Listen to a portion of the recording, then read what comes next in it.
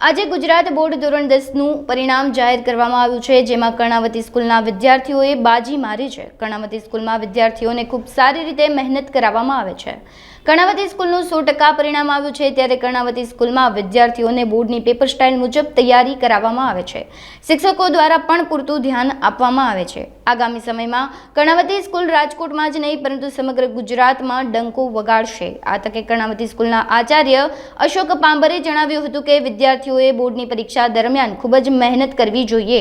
કર્ણાવતી સ્કૂલના શિક્ષકો અને વિદ્યાર્થીઓ સાથે મળીને પરિણામની ઉજવણી કરી હતી। Ashok Pambhar, director Karnavati international school. આજે ધોરણ 10નું રિઝલ્ટ આવ્યું।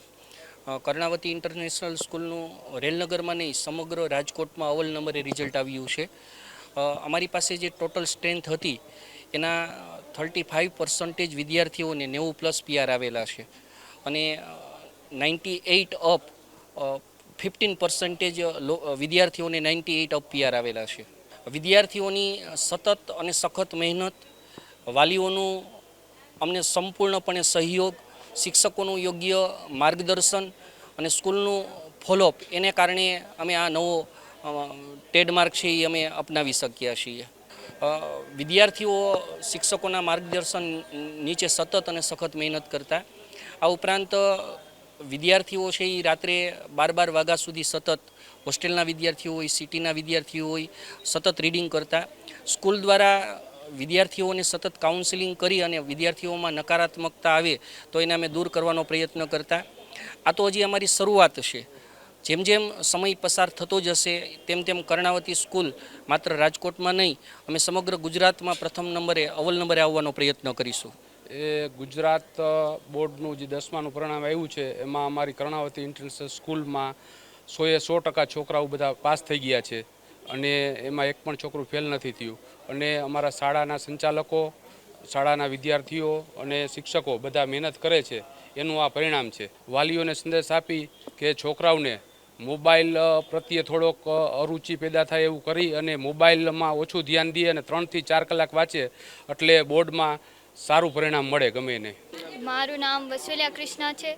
હું કર્ણાવતી ઇન્ટરનેશનલ સ્કૂલમાં ભણું છું। આજે મારે 10થમાં 99.72 PR આવ્યા છે, જેની પાછળ અમારા સ્કૂલની મહેનત, અમારા શિક્ષકો, અમારા માતા પિતા અમને ઘણો સપોર્ટ કર્યો હતો। અહીંથી અમને રીડિંગ માટેના રૂમ્સ પણ પ્રોવાઈડ કરવામાં આવતા હતા। અહીંયા અમને સરસ એવું રીડિંગ કરાવવામાં આવતું હતું। અમારું કાંઈ પણ ડાઉટ હોય એ બધા જ અમને સોલ્વ કરાવતા હતા શિક્ષકો।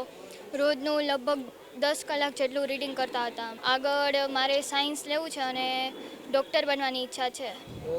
મારું નામ કૃષ્ણ અજયભાઈ શુક્લા છે। મારી શાળાનું નામ કર્ણાવતી ઇન્ટરનેશનલ સ્કૂલ છે। મારું બહુ સરસ પરિણામ આવ્યું છે। ટીચરોની ને મારી મહેનતનું બહુ સારું ફળ આવ્યું છે। 92.22 PR આવ્યા છે।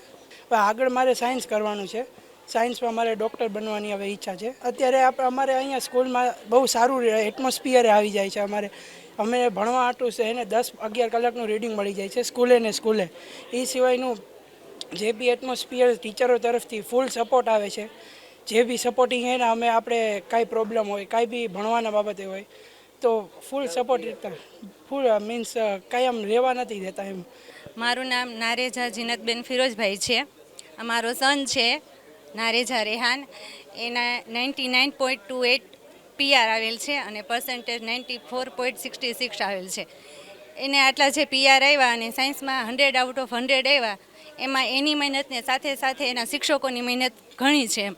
કારણ કે 9થમાં એનું રિઝલ્ટ ઘણું ઓછું હતું, પણ 10થમાં શાળાએ સરસ મહેનત કરી। ખાસ તો એને ટેન્શન બાળકોને નથી આપ્યું કે તમારે આટલું કરવાનું, આમ કરવાનું એમ।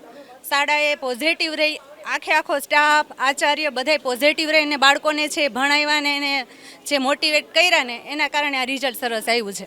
હું પણ શિક્ષક છું, મારા હસબન્ડ પણ આમ બંને શિક્ષક છીએ અને બાળકને આટલા સરસ પર્સન્ટેજને PR આવ્યા એટલે ખૂબ જ ખુશ થાઉં છું એમ। એમાં મેથ્સ સાયન્સમાં સરસ આવ્યું ને રિઝલ્ટ એટલે બહુ ખુશી થાય છે। મારું નામ શોભના છે। મારી ડોટર પ્રિયાંશી સરવૈયા કર્ણાવતી સ્કૂલમાં છે ને 90 અપ આવી છે। આ જે મહેનત છે એ એમના સ્કૂલના પ્રિન્સિપાલ અને special thanks Dobariya sir, Pambhar sir કે જેમને આટલા બાળકો માટે આટલી મહેનત કરાવે છે, રાતને દિવસ એમને મોટિવેશન આપે છે, આટલું મસ્ત વાતાવરણ આપે છે।